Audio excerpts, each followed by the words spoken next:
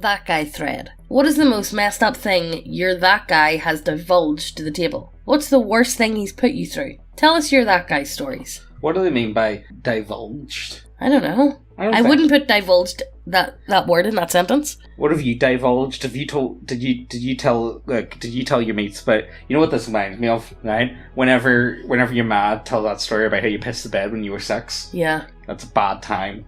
That's a bad time when you're 13. Yeah, it is. So I'm the VP for a D&D club at my college. I was running a game last Friday because it was the first day for new freshmen, and I would like to tell a story about that game. Surprisingly, the story's problem is not the new players. Though they were terrible, they weren't that terrible. It was about a returning member. First words out of my mouth are, "Okay everyone, for those who don't want to use pre-gens, the only real restriction is no gunslingers, and that monstrous races may not be the most accepted in communities. Also try and keep a theme, as the culture will be similar to Eastern European, Northern African and Middle Eastern." I think I've worked it out actually now. This is what people have with tieflings and whatnot. So the guy, okay, first of all, you can tell this was a long time ago because this is set in a university, and he's saying about if you play a monstrous race, you might not be the most accepted. Tell me now you would get done for hate speech. Oh yeah, you would. If straight away. This thread's from what, 2015? Yeah, you would be cancelled, your whole, You get expelled. You get expelled from the college. Yeah. 100%. So everyone that doesn't like tieflings, you're a bigot, I want you to know, okay? Absolute bigot. I will not stand for this. A few minutes later, I ask for everyone to introduce their characters. See him rolling 3d20s. I ask him why. "I'm generating stats. 3d20 tick average." I tell him no. Use point buy for this because everyone rolling will be a bit disruptive. What's point buy? Keep in mind he's been in the club for over a year and has played Pathfinder. Finally, his previous character, Wonky Stats, makes sense. Have one of the veteran players teach him what the F point buy is. I build a freshman a character. Returning player, don't know his real name. His Facebook and friends have him as Juan Wolf. I really should make an Argentinian joke here, but I don't want to. I'm just not going to do that. Something about Argentina in the 1940s. Gets ready to introduce himself. "Hello, I'm Gil's Edge, a gunslinger." Oh, I tell him to change it, and finally accept him being a bolt ace since crossbows are around. The game starts out with an execution and a mysterious mirror. 20 minutes in, he exclaims, "Oh, I forgot my alignment." Seems to consider it for a moment. Chaotic neutral, like always. Give them the map of the town, relevant stories and such. Immediately wants to divert from the adventure and take the rest of the party to the nearest brothel. Tell him he can go tonight, probably, that everyone else seems to want to find out what the mirror is. Grip ends up taking the mirror to an old crazy wizard in the slums of the town. Wizard heavily implies he wants money to identify it. In my head, I'm budgeting for them, giving him 10 gold between the entire party. I give him 60 gold pieces. I tell him the wizard looks surprised but takes the amount. Player looks at the rest of the party and goes, "You're welcome." Check his character sheet to see why he had so much cash. Only gear is clothing, a bottle of wine, and 4 cookery. Ask him where his crossbow is. He shrugs. Okay. The party end up going to another place while the wizard does his thing. Try to see if they can get the inscription translated. Player ends up antagonizing the nearest barmaid. I would be better if it was a barman. And trying to force other players to buy his character's things as a thank you for him for paying the wizard and stuff. Asks where the nearest magic item shop is. Luckily the session ended soon thereafter. I'm just afraid he's scared off the freshman. That's why you don't invite people like that to group rallying. Don't do it. Yeah, if you want to try and get new recruitments, will be scared. Sorry, you're sitting at the back. Okay, you're not allowed. You're banned for this week. You can come back next week. Honestly, with this story, I feel like it meanders. I feel like it doesn't go anywhere. I feel like the only reason why this story exists is some form of mental illness. If I be completely frank. I don't know what else to really say on this guy, bar sort yourself out. Yeah. Come on. You've been doing this for a year. Sort yourself out. He split the party. You know why you never split the party? It's about optimal fighting strength or utilising everyone's skills. It's the fact that your one DM now has to focus on 2 areas. You're literally halving your playtime. And for what, do you ask? Did our specific that guy do this? Because he was hired by an NPC to create an undead kenku? And he felt the paladin may frown upon it. So the guy lacking any and all stealth abilities, and not considering colluding with another player, gets a horse and splits off from the party as we are travelling for days to reach this kenku village. He's set upon by orcs bandits the first night. The leader beasts his stealth and gets him with a knife at his neck, saying, "Don't move." The genius turns invisible, causing the leader to use his readied action to slash his throat, for God's sake. He then kills his own invisibility with a thunder wave, gets up, runs to his horse, spends maybe 5 minutes arguing out of character about action economy. That's every game I've ever been in. It's like, no, but the action economy, guys. And gets shot with arrows. Our DM is too nice and has the bandits kidnap him and take him to their leader, who the party knew. So not only does he get away with it, they give him a kenku slave. Meanwhile, the party went to the village and had to fight some shadows before we bailed. Went and killed a wyvern as a hunting bounty too. The idiot bard shows up. Of course he's a bard. The idiot bard shows up with his still bound kenku, gets attacked by shadows and bails back to town. You know, why? See, this is the thing. See, whenever people want to go off and do things by themselves, I really do think there should be like a downtime activity. Mm-hmm. It's like just DM the DM, mm-hmm. and be like, do you want to come and roll a few dice in private, and we'll work this out, like, you know, if in between sessions. So he takes the kenku to the NPC who hired him to make an undead kenku, and she is ecstatic. She'll totally take a live one. It's awesome. But somehow he grows a conscience and decides he doesn't want her to have him. So they go to visit the weirdo he commissioned to make an undead kenku from the body parts of dead crowmen he intended to stuff into the back of his horse. Wait, so is he making like Frankenstein's monsters? Sounds like it. I don't know anything about kenku being undead abominations. Why does it have to be a kenku? I don't know. He wants the money for the job he didn't do. What is he trying to do? He tries to convince the first NPC to give him money, but not take the kenku because she will certainly do horrible things. I don't know why he went to the second NPC. He waffled so long, the second guy went up, talked to the kenku, cut his bonds, he was still tied up, and hired him as an assistant. Asshole Bard got nothing. He certainly didn't learn a lesson. All he took away from the whole endeavour was that he got no money. Not that he wasted literally everyone's evening. Not that he has no real moral compass, even a bad one. At a later date he was trying to remember the necromancer's name. It was the guy, the guy who kept me from getting a lot of gold that one time.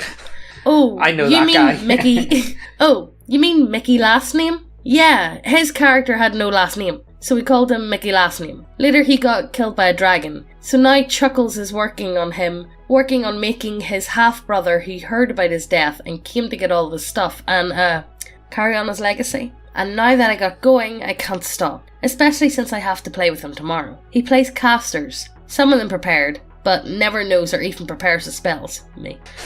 First of all, you don't even play casters. That's why I don't. One player has all the 5e decks of spell cards, but he won't use them because I've got this app on my phone.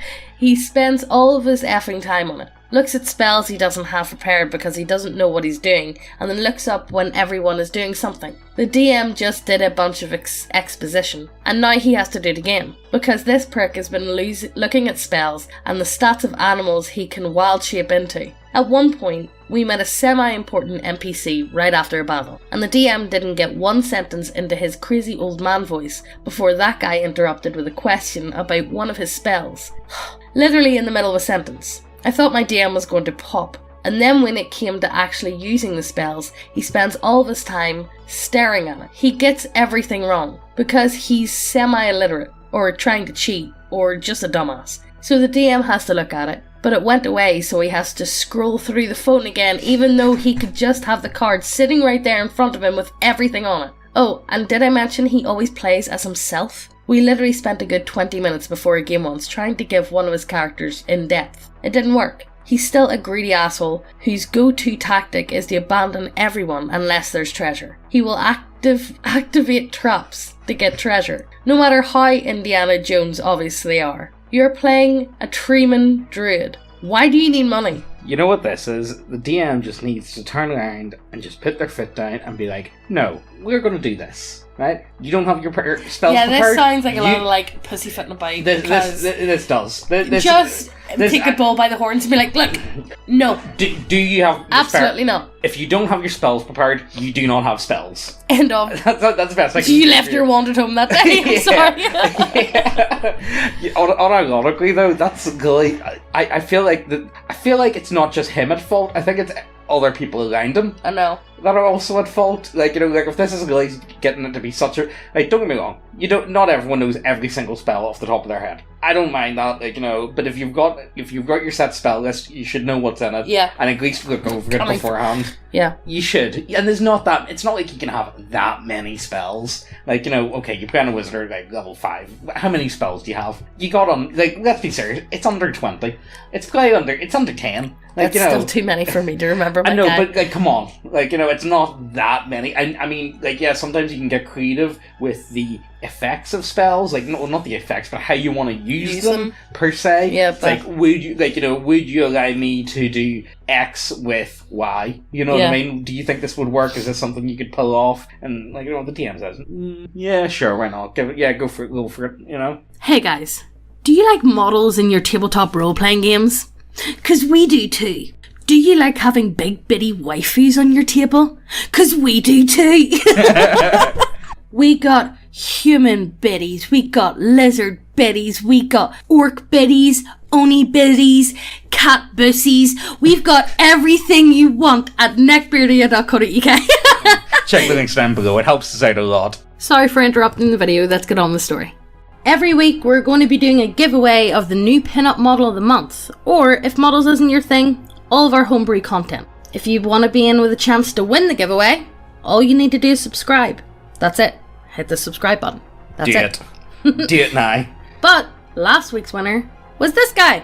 Well done! Yay! Round of applause. Everybody stands up and claps. But enough of that. Let's get back to the video.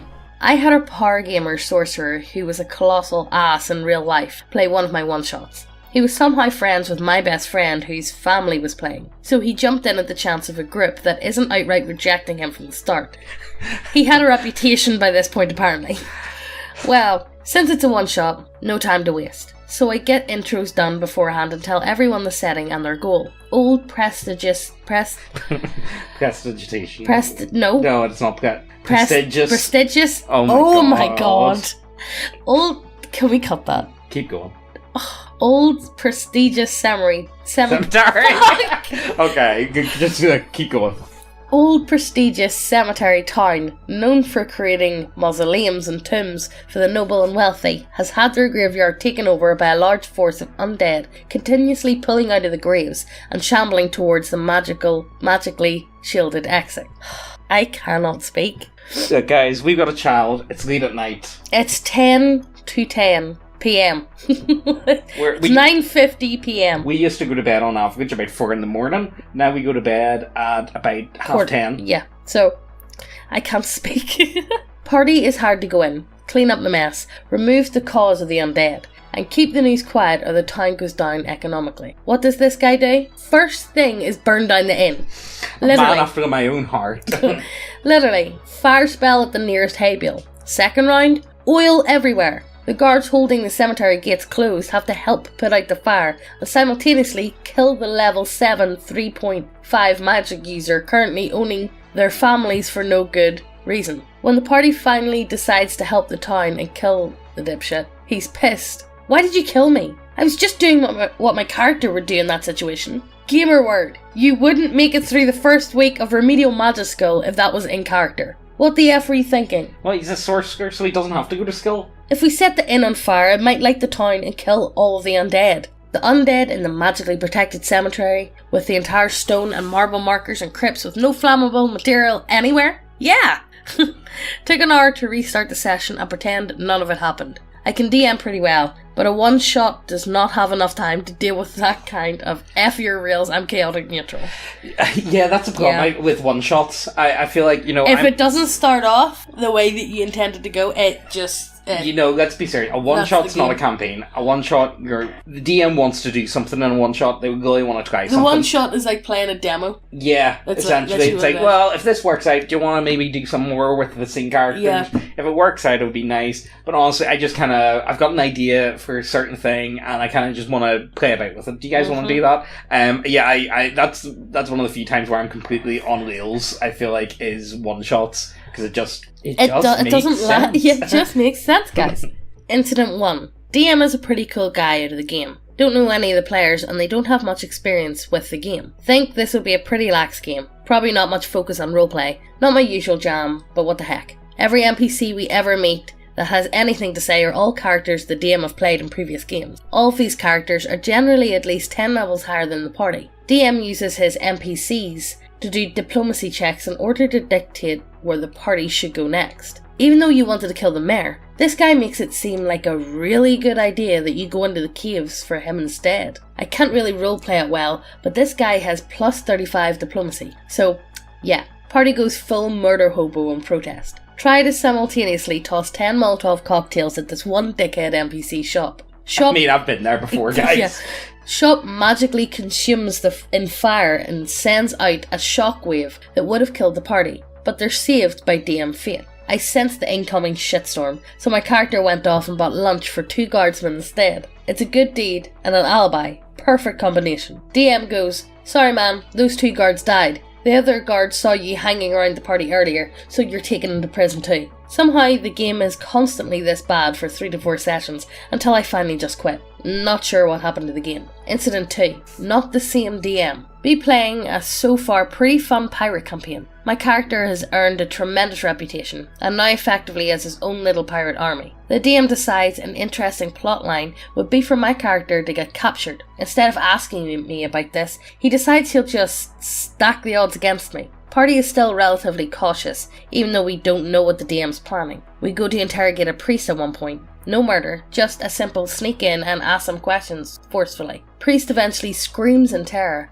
as we threaten him with violence. Before our party can even exit the church, we're talking seconds, over 400 footmen are at the ready to stop us. They have 2 casters able to perform magic feats far beyond what the system allowed. DM never bothered to learn about magic. Oh, and they also have a magical abomination. In spite of this, we lead a heroic escape, and due to compatriotism, the faster party rogue refuses to leave my character. DM eventually just goes, "Nope, sorry, this spell makes you unable to move." Well, at least now every illusion that we have any agency in this situation is shattered. Session goes on with my character as a prisoner. I'm a bit annoyed, but I've suffered worse. Session literally lasts for 7 more hours before I get to play again. I didn't have access to a car and was at a friend's house. Bored out of my fucking mind, begged the DM to cut me a break and let me into the game. He decides to toss me a bone and at least describe the cell to me. Oh my god. Good, can I take control of an NPC for half an hour? My character breaks out in his own. He could have done this from the start. Incident 3. DM suggests we do an innkeeper owner campaign. Party kills their own giant rats.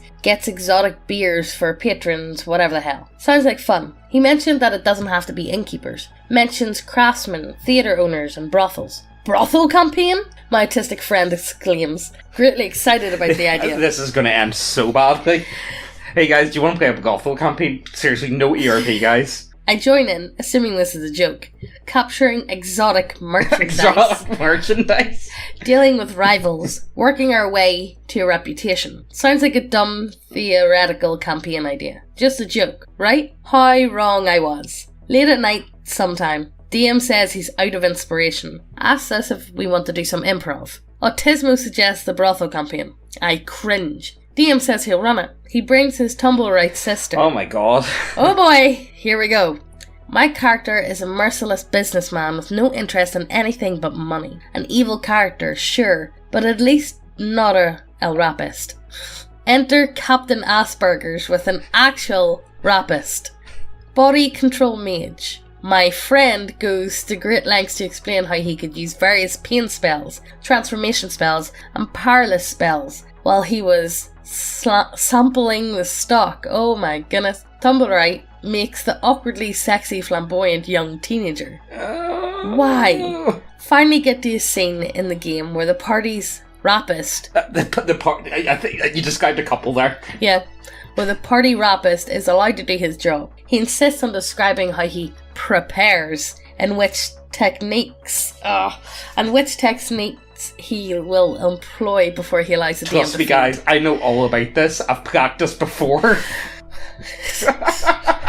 911. My own character and pheromone Edward helped in setting this up. God forbid. Awkward silence. Tumblerite laughs. What? DM sets up some comedy elements where some drunkards, men and women, chase the literal incarnation of sex appeal around. We get some unique challenges in dealing with the capture and systematic abuse of more innocent maidens. We plan a headquarters, do a bit of macro. All of this surprisingly ends with everyone having fun. Tumblerite's sister even thanks her brother for a good time. My autistic friend leaves with a cheeky smirk on his face. What am I going to do when I get home? Straight in the white bank. Honestly, that could have ended. You know, the thing is, I do think that campaign idea could work. I really love the idea of maybe like Littlefinger from like Game of Thrones. Yeah. You know, maybe something like that. I do feel like a dirty business campaign. Like, just call it, dirty business. Dirty business campaign, yeah. I feel like that could actually be a lot of fun. I do think it could really work, but I'm really shocked that didn't turn out worse. Yeah. And whenever there's talks of El Rape and mind control brothels and powerless spells and sampling the stuff, I never think it's going to go well. Honestly, I'll give the guy credit. I think this one actually worked out quite nicely. That it for him. didn't delve down in a hole of depravity. Yeah. You can tell this was from a few years back because is it just me or like this thread's from 2015, so this is like before the world was insane in 2015, but it got like really bad. Insane by 2016. Yeah, 2016 was definitely. It was the year before I literally think the world ended. Yeah, I don't even think we're here at the minute, guys. Yeah, this is a weird alternate reality that we've gotten to. So I think that's where we're going to end today. I'm quite surprised. Yeah. I would have thought, like, you know, some of these things. I would have thought, 2015, give me the sick stuff. Yeah. It wasn't half as bad as that. It wasn't half as bad as what I There's a thought. ton more in this thread. I definitely think we're going to go back to it and do some more from it in the future. I feel like, honestly, I know we say this an awful lot, but, like, these stories in particular would have just been fixed by just talking to these people. Yeah. I feel like a lot of these, it's just the DM just needs to put their foot down sometimes. I do feel like a lot of the time DMs are pussies. I feel like half the time when it comes to being a DM, half of it's turd wrangling and the other half is storytelling. And you'd be surprised how much more turd wrangling is involved. It's involved in playing a bloody game. I feel like this is one thing. If you ever want to like own like a local game store, you got to be a pretty expert turd wrangler. And like charisma plus 10 to be able to talk to some of the people who come in. yeah, honestly, you really do. But I don't know. I feel like a lot of these ones weren't that bad, and I feel like a lot of them actually turned out a lot better than what I was expecting. Whenever we were first going into these, I was like, "Oh God, no! Please God, no! Please God!" Oh, actually, before we leave, I actually completely forgot. Come to think of it, if you want to do like a dirty business campaign, like and you decide you want to put in a wee, El Lape shop. Maybe not that. Maybe not that. But yeah, we can hook you up with models, so we can. We just had a sale there, so I suppose. Still go and have a look. Still, check it out. We got a ton of new stuff, actually, come to think of it. Like, a lot of new stuff. So, like, check it out. It helps us out an awful lot. Before we go, James, I was going to tell him this earlier, and he said keep it for the recording. Do you want to hear a dad joke? Oh, yeah, go for it. What's the difference between toilet paper and wallpaper? Something about wiping your whole piece. You ruined the joke. Why, what is it? You just want to say I don't know. Okay, I don't know. Gross. Alright, that's what we're going to do. Anyway, guys, I hope you guys enjoyed. Really, That's Megan's joke of the day. Bye!